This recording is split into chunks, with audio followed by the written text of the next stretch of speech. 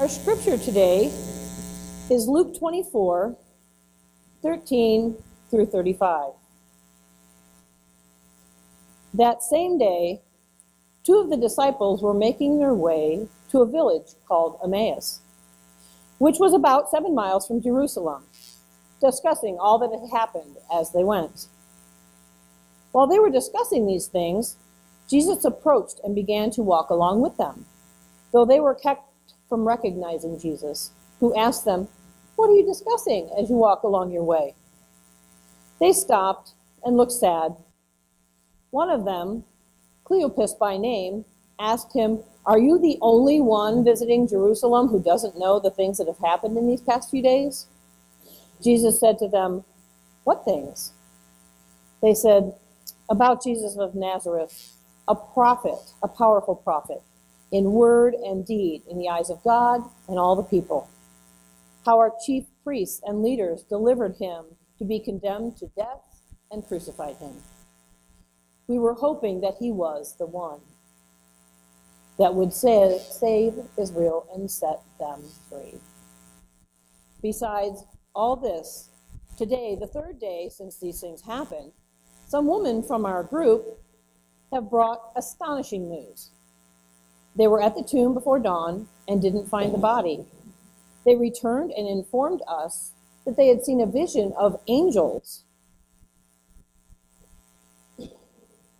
who declared that Jesus was alive. Some of our number went to the tomb to find it to be just as the women had said, but they didn't find Jesus. Then Jesus said to them, 'What little sense you have!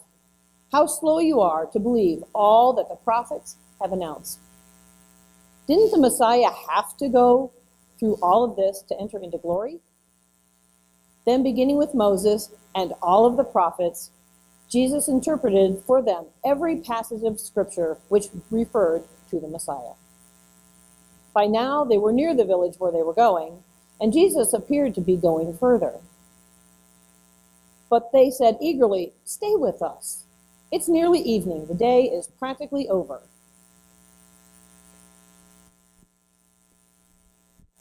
So the Savior decided to stay with them.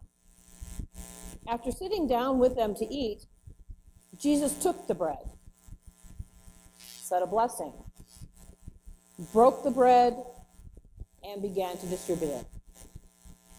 With that, their eyes were opened, and they recognized Jesus, who immediately vanished from their sight. They said to one another, 'Weren't our hearts burning inside us as this one talked to us on the road and explained the Scriptures to us?' They got up immediately and returned to Jerusalem, where they found the 11 and the rest of the company assembled. They were greeted with, 'Christ is risen! It's true! Jesus has appeared to Simon.' Then the travelers recounted what had happened on the road and how they had come to know Jesus through the breaking of the bread. This is the word of the Lord. I love the story of the walk to Emmaus. It touches on so many essential aspects of Christian life. And I like the balance. It does not ignore the fear and the pain that Jesus' followers went through as he was executed, nor does it neglect to lift up the promise of faith.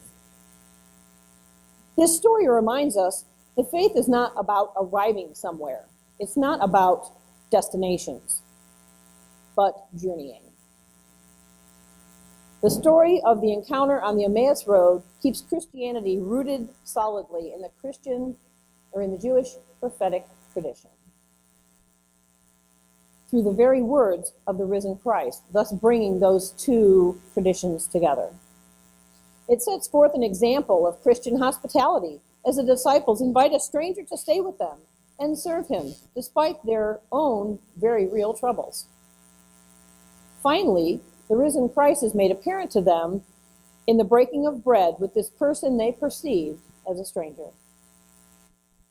What is it about breaking and sharing bread that fortifies our bodies and spirits for the journey ahead of us? Perhaps it's the welcome that breaking bread for others represents. We're invited into the experience of sharing bread when it is broken. Bread that remains unbroken remains unshared. I'm reminded of another iconic story where bread is provided for people on a journey. In Exodus 16, we find the story of God providing manna for the people of Israel as they wandered in the desert. In that story, the Israelites ate manna for 40 years until they came to the border of the land of Canaan, a habitable land, a land that God had shown them. God provided the ultimate superfood for them on the journey. And I've got to be honest, as I was reflecting on this whole bread for the journey idea, something that came to mind for me was I thought of the lembas bread provided by the elves to the hobbits on their long journey. And that bread was said to feed not only the will and the spirit, but the body for a long journey. And interestingly enough, it needed to be broken to be eaten. Of course, the story of the encounter on the road to Emmaus connects directly to the story of the Last Supper, the ritual meal in which Jesus offers his disciples important teachings about what to do on the journey they must take without him. Although they didn't recognize the import of the teaching at the time or the literal reality of what was soon to come to pass. The Emmaus story is one of the most vivid and insightful accounts of Jesus appearing to folks after the resurrection. Luke is the only one of the four gospel writers that includes this story. It's a story that reveals to us not only something about who we are, but something about Jesus and about the opening of our eyes to who Jesus really is. So the journey to Emmaus is both a literal and a spiritual journey. A journey of encounter and revelation, a journey of word and sacrament. On one hand, it recounts the story of two disciples who, after the crucifixion and resurrection of Jesus, walked 7 miles from Jerusalem to their village of Emmaus. On the other hand, it tells of the journey that we all take, from not recognizing Jesus, to understanding what the scriptures say about Jesus, to recognizing him for who he is, and finally, to giving our own witness about what we have experienced on that journey. Although the disciples knew who Jesus was, they didn't recognize him. They knew a lot about him.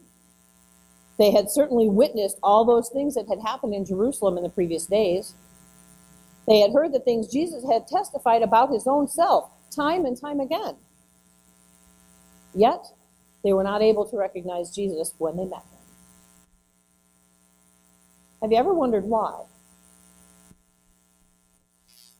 Jesus could have revealed himself at any point, like from the moment of the encounter. Jesus could have done that.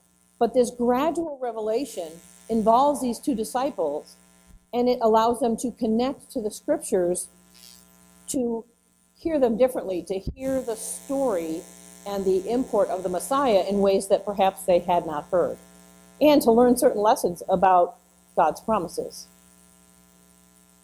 The disciples had been told about these events many times in Scripture and by Jesus, but they had not believed. They had heard the witness of the women who had gone to the tomb and not found the body, but they did not believe. They had seen the empty tomb for themselves and had not believed. The supernatural working of God to raise Jesus from the dead was outside their understanding. To believe would have been a radical act of faith. They had never seriously considered who Jesus was. We need to be careful not to make the same mistake, to discount what the Creator of all things has done in this world, simply because we can't wrap our heads around it. While God often uses natural things to accomplish God's will, things we can't explain or understand are sometimes the exact lessons that we need. These two disciples knew something had happened, but it was beyond their level of faith to see things as they truly were. Just because they knew about Jesus does not mean that they could see who Jesus really was. Knowing about Jesus and knowing Jesus are two entirely different things.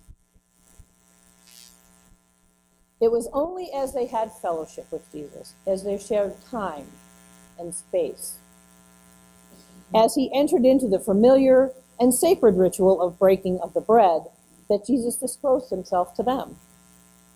Then when they recognized him, he disappeared. They finally understood that fellowship with him was not going to depend on their ability to see him physically, but rather upon holding the revealed truth in their heart and moving forward in the ways that Jesus had instructed them. Notice their response. Once they recognized Jesus, they could not help but share the good news. Can you imagine the excitement they must have felt when they got it finally? That they said to one another, weren't our hearts burning inside us as he was talking to us on the road? So they were touched. They were stirred inside. It had been emotional. It had moved their hearts and transformed them. And once transformed, they could not be still. They had to share. As late as it was, as dangerous as the road was on that particular night, they had to give witness about what Jesus had said, and that he had indeed risen, that he had walked with them, that they had shared conversation, Jesus had explained the scriptures, and that they had broken bread together. We are sometimes afraid to see the hope and the new life that our faith promises to us. As we encounter God, may we meet the risen Christ. May our exuberance be such that we cannot contain it. Let us walk our daily lives as if we were on the road to Emmaus.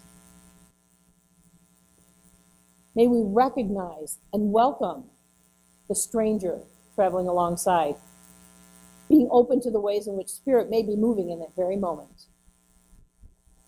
May we remember the stories that Jesus' friends shared with such excitement, stories of broken bread, shared bread, stories of being gathered together around common tables, and stories of unlikely guests revealing the face of the sacred. May it be so.